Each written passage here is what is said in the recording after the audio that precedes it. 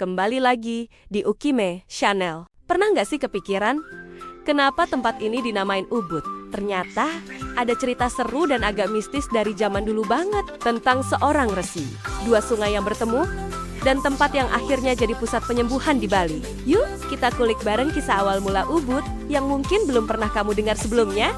Dan mari kita mulai videonya.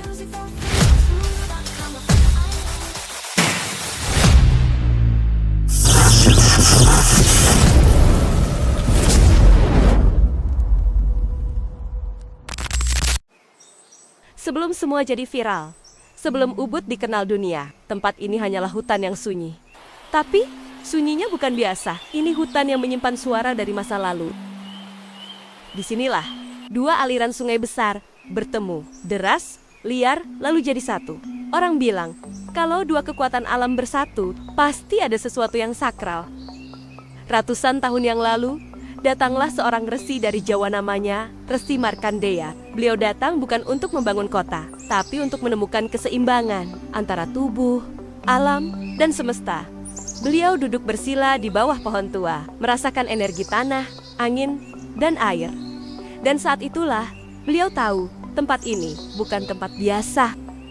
Beliau merasa ada kekuatan di tempat ini. Airnya jernih, udara segar, dan banyak tumbuhan obat alami tumbuh di sekitarnya. Kata Ubud berasal dari ubat, artinya obat. Karena disinilah orang datang untuk mencari kesembuhan bukan hanya fisik, tapi hati juga. Orang-orang pun datang. Mereka tinggal, membangun pura, bertani, dan hidup berdampingan dengan alam.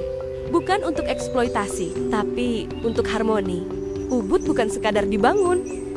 Ia dipilih oleh tanah, oleh sungai, oleh pohon-pohon yang diam, tapi penuh cerita. Warisan Resi Markandeya bukan cuma tanah dan pura, tapi cara hidup tentang menyatu, tentang sadar, tentang menjaga jiwa. Sekarang, Ubud jadi tempat yoga, seni, budaya, healing, tapi kalau kamu perhatikan baik-baik, napas lama itu masih ada, masih terasa.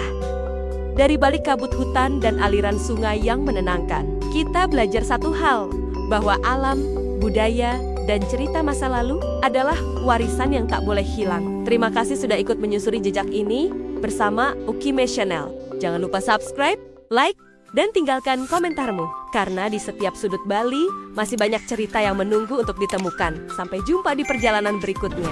Ciao.